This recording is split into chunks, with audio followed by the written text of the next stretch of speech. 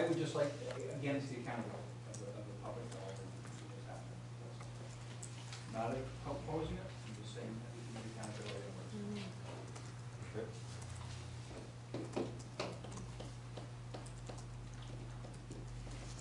I guess the next, that's all with that report. Councilor Cook? Just going back to what Brent was saying about policy, would it be something that maybe you want to try to draft up Yeah, and then bring to council? yeah, we have a framework in mind that we can bring back, probably fairly short order. Will make your job easier. That makes Shane's job easier for her. Yeah. The next report in here that is attached is from April 26th for the fee waiver review.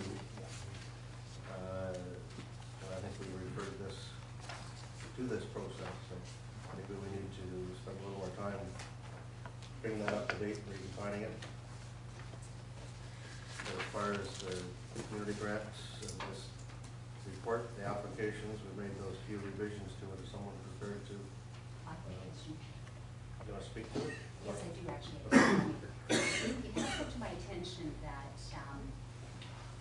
and I don't know, it's just secondhand, that sometimes the money that is being applied for isn't actually being fully used for that project. And I think that, yes, it's obviously we asked for a budget to be here, that's helpful. And yes, we can see numbers and things too, but I think it would be helpful to ask for photos as well. And a little more accountability so that we're actually being sure that we're getting what we're paying for. And that it's not just kind of being recycled to another year, being used for operating expenses or something other than the events we're asking. The evaluation form that they get with this new policy, if they are getting a financial grant, they must apply receipts and bills. Very good. At the end, after the grant, 2 months after. So Thank you. they are more accountable. They have. Okay. Councilor Cook? Okay. Anyone prepared to make a motion that we accept the report, the grant applications with those revisions? Councilor Cook? Second, Deputy Mayor Day. Any other questions on those? All in favor of that? Thank you. That's as quick as we've ever gone through that process. Good report, good to have a policy and have it laid out that way. So. Item 3.2 is on page 64.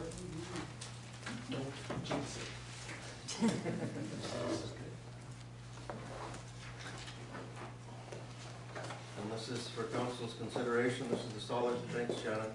It's for the solid waste management, large item disposal, rate exchange program. Is the report in there, Brent? Do you want to speak to this report or? I sure.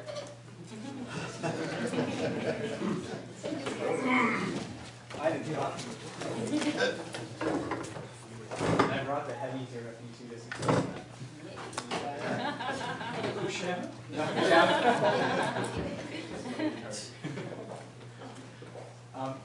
So in September, council had asked for us to consider the rate exchange program. It did take some time to gather the necessary research because it's a new program for us, and it's a little bit unique in the fact that there's not a lot of other municipalities that have done it. So what we've done is we contacted a number of other municipalities, took a look at what the motion had asked for, and then came up with a plan of identifying what we see as some of the risks of the program, and then outlining from more high-level perspective of how we think we may run the event.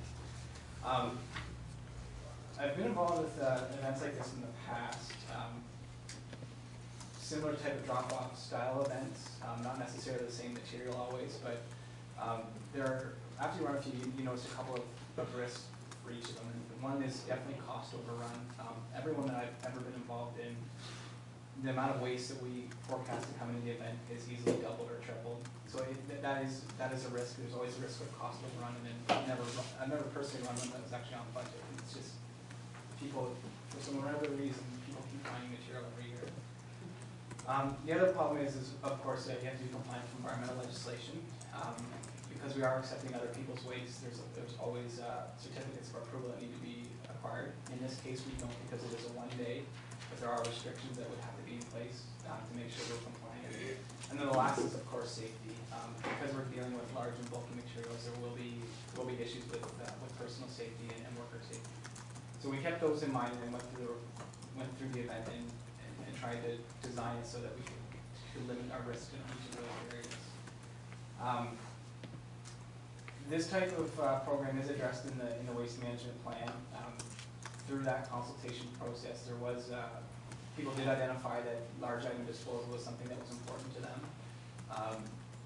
The waste management plan came back with some recommendations of increasing public awareness, considering development of a permanent transfer station, and then of course promoting the donation to the local organizations. At this point in time, no work on the transfer station has gone forward yet. It's a high dollar item. I believe the waste management master plan had $300,000 budget. Jeff just recently designed one for West Perth, and the cost is actually more in the range of $1.5 to $2 million to do something like this. So it's extremely expensive to develop a transfer station, but it would solve the need. When we look at other municipalities, most people, so there's only a couple others that did a depot drop-off style. Many other ones do the style where you put it out in your driveway and it's picked up. Kincardine actually has an interesting type of program where it's all managed by the property owners themselves. They put out waste at the end of their driveway, they leave it there for a week, and if people pick it up or scrap dealers come and grab it, that's great, it's gone. If it's not, then they take it back into their home. For us, I don't know if you want me to go through the specifics or if you want to ask me questions. I can get pretty wordy here, so I don't. Okay, now you're on our turf, because again, I'm going to refer back to Huron Woods. We have been doing this for years in our community. The size of bin, 8 of these bins at 57 grand to rent? No, that's 57 grand to buy. To buy? Yeah, one of the, okay. The deputy mayor, one of the other times we talked about this, had suggested that we maybe, if this was going to be an annual event, that we look at buying bins. So we priced the cost to buy 8, and it was going to be 57,000. To rent, it's 11,000. Can I roll for a minute here with Brent? See, I guess, first of all, you've got some construction materials in here that's probably going to be a popular one for people to dispose of.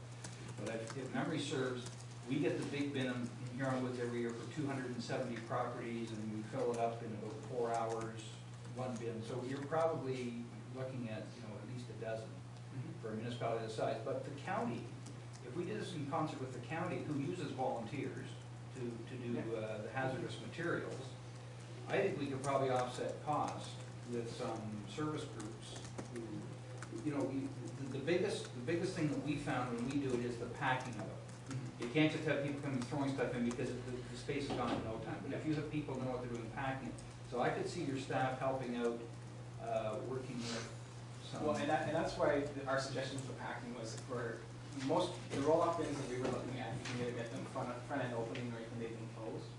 And then they're about 8 feet tall, so we could load it from the top and use the arm on our backhoe to smash it down and pack it to get more material in that way. I hear you with the volunteers at the hazardous waste day, but it's a little different when you're taking a big bulky item off of a trailer, twisting and putting it down. You do. I hate to make guarantees and but I know somebody would leave this event, maybe not that day, but 2 days down the road, and they have a crick in their back, and that's probably a volunteer we don't get back in the future to come work at the event, and that's the challenge that I've had with these. Yes. Crowd control. Yes. Yeah, and you can do there's a certain amount of crowd control, but the primary functions will be flagging on the streets. We'll need people who understand OTM Book 7, so that's municipal staff, unfortunately. The heavy lifting municipal staff are the ones who are used to doing that type of work, so that's who I would have do that, and then of course equipment operation is staff as well.